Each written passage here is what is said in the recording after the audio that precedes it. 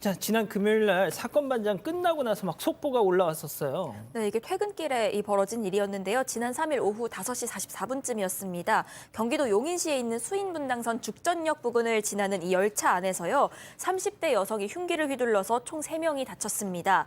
이 30대 가해 여성은 당시에 60대 여성 승객과 말다툼을 벌이다가 흉기를 꺼내 들어서 찔렀다고 하고요. 이를 제지하던 다른 남성 승객 그리고 여성 승객의 얼굴에도 흉기를 휘두른 것으로 조사가 됐습니다. 피해자 3명은 모두 생명에는 지장이 없는 상태입니다. 자, 이 말다툼 중에 또 무작정 막 무차별 흉기를 휘두른 이 사건. 그래서 처음에는 뭐 무동기 뭐 이런 범죄다. 뭐 별의별 또 막 분석이 나왔었는데, 자, 여기서 오늘 첫 번째 사건 체크포인트 짚어보죠. 나 아줌마 아닌데. 정말 저거였습니다. 네, 예. 저거였어요. 왜 그러셨어요? 라고 하니까 옆에 이제 처음 그 신랑이와 벌어진 다른 60대 여성분이 그렇게 얘기를 했다는 거예요. 아줌마 휴대전화 소리 좀 낮게 좀 해줘요. 라고 얘기를 하니까 내가 왜 아줌마냐고 격분한 나머지 흉기를 휘두르기 시작했다는 겁니다. 예. 자, 당시 상황 직접 목격하신 이 목격자분들의 얘기 잠깐만 듣고 가시죠. 지하철 문 앞에 서 계신 아주머니가 아줌마 시끄러워요. 좀 휴대폰 끄세요. 뭐 소리 끄세요. 이런 식으로 말씀을 하셨어요. 그랬더니 그 빨간 점퍼 입으신 아주머니가 나 아줌마 아닌데 이렇게 소리를 갑자기 막 엄청 크게 지르시면서 갑자기 그 여자분한테 달려들어가지고 지금 들어보시면 아시겠지만 목격자분도 그 아주머니가라고 이렇게 얘기를 하세요. 네. 그냥 뭐 몇 살인지 잘 모르겠는 여성을 지칭할 때 보통 그냥 아줌마 이거 좀 해줘요. 아줌마 뭐 이렇게 할 수 있잖아요. 뭐 아무리 젊어 보인다 해도 뭐 아가씨 이렇게 얘기했지만 안 할 때도 아줌마가 더 통용 많이 부르는 그리고 또 60대 어르신께서 본인보다 어린 사람은 그냥 아줌마라고 부를 수 있죠. 근데 거기에서 흉기를 휘둘렀다. 보통 이제 흉기를 우리가 가지고 다니거나 왜 그럼 흉기를 도대체 갖고 다녔는가 지하철에. 예, 보통 흉기를 가지고 다니는 사람들은 두렵거나 아니면 분노에 쌓여 있는 사람들인데 이 사람은 아마 두 개 다였지 않을까 싶고 이미 이 사람이 먼저 그 공공시설에서 크게 휴대폰 소리를 듣고 있었대요. 그래서 주변 사람들이 너무 시끄러워서 다 인상을 찌푸리고 있을 때 아유. 그 60대 피해자께서 아줌마 좀 줄이세요라고 얘기한 거라고 합니다. 근데 생각해보면 군인들 보통 얘기할 때 군인 아저씨 이렇게 하지 않습니까? 군인들 기껏 해봐야 20대 초반인데. 예, 아무튼 뭐 그런 거고. 이게 뭐 기분 나쁠 수 있죠. 기분 나쁠 수 있는데. 이거 참 그렇다고 흉기를 꺼내서 주변에 저렇게 휘두르는 건 또 전혀 별개의 문제입니다. 예.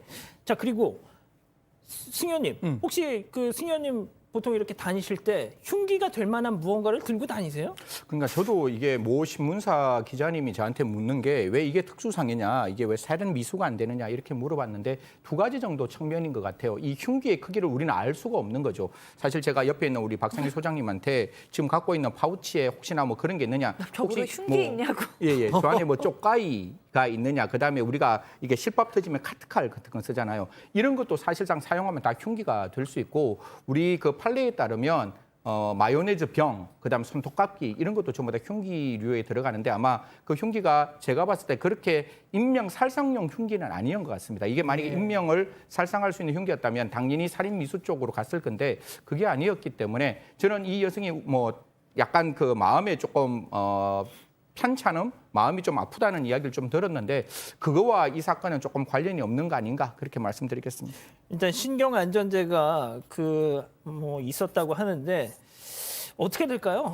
그래서 몇 년 전부터 신경안정제, 그러니까 정신질환 약을 먹었다라고 하거든요. 그리고 전에도 약을 먹고 있었다고 하는데 그런데 이게 안정제라고 하는 거를 이게 복용을 하게 되면 우리가 이거 왜 보통은 좀 많이 가라앉혀서 저렇게 격분한 일을 없애주는 게 그렇죠, 안정제잖아요. 그래서 지금으로서는 특사경 쪽에서도 이 그 치료를 받는 것과 범행과는 무관한 것 같다라고 얘기를 하고 있습니다. 모르죠. 이제 재판 가서는 막상 뭐 심신미약 주장할 수도 있지만 받아들여질 가능성이 그렇게 높아 보이진 않습니다. 알겠습니다. 자, 그리고 또 이번에는 열차 안에서 벌어진 사건 하나 더 짚어보죠.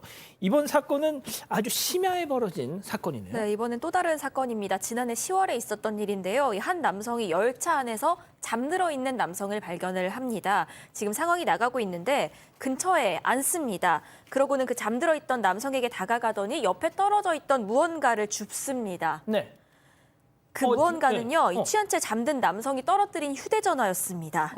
그리고는 바로 떠나지 않고요, 잠든 남성 옆에 앉아서 휴대전화를 둔 뒤에 뭐 옷을 덮어주는 척하는 등 이렇게 아무렇지 않은 척을 하더니요, 휴대전화를 챙겨서 주위를 살피더니 이 열차가 멈추니까 유유히 사라지는 모습입니다. 아, 그러니까 이제 주워서 이렇게 챙겨준 게 아니라 들고 간 거군요. 아하, 지하철 안에서 벌어진 일인데, 자, 근데 이 남성이 언제 어디서 나타날지 모르는 거잖아요. 근데 경찰은 검거를 했어요. 이게 어떻게 보면 경찰이 정말 최근에 아날로그 수사에서는 가장 시민들의 안전을 지키는 건데 계속 잠복을 했다라고 합니다. 이런 일이 발생할 수 있잖아요, 지하철에서. 그래서 그 지하철에서 잠복하고 이런 어떤 그 행위를 잡았다고 하는데 이게 조금 그 판례 용어로는 부축배기 절도, 특히 이렇게 술에 취한 사람들을 옆에 가서 그 사람을 부축해주는 척하면서 지갑이나 휴대폰을 뺐는데 이제 곧 날씨가 따뜻해집니다. 저도 오늘 지하철에서 걸어오는데 바깥에 날씨가 많이 따뜻해졌더라고요. 특히 종점역 근처에서는 이런 일들이 굉장히 많이 발생합니다. 경찰 여러분들도 이런 어떤 그 동절기에서 봄으로 가는 이 시기에 이런 부축배기 절도가 많이 일어날 수 있으니까 적극적으로 잠복해 주시고, 제가 꼭 한 가지 짚고 넘어가는 게 이 휴대폰 팔아먹는 사람 있잖아요. 제가 휴대폰을 딱 가지면 이거 작물아비가 이걸 가져가거든요. 그 작물아비들 완전히 일망타진해 주셔야 이런 일이 없을 것 같으니까요. 작물애비도 꼭 좀 잡아주셨으면 하는 마음입니다. 전과 7범이었더라고요. 네, 7차례나 절도 때문에 처벌받은 전력이 있었고 이번 휴대폰을 훔치는 것도 지난해 10월부터 올해 1월까지 있었던 겁니다. 밝혀진 것만 이 사건 포함해서 3차례 정도 있었고 휴대전화 3개 팔아서 90만 원 가량의 뭐 돈을 받아서 그걸로 생활비를 썼다고 하는데 아마 더 많겠죠, 실제 보면. 예. 그 지하철, 전철, 그 객차 내부에도 CCTV 다 있습니다. 이제 저런 거 하지 마세요. 아직 안 끝났습니다. 이거 눌러주세요.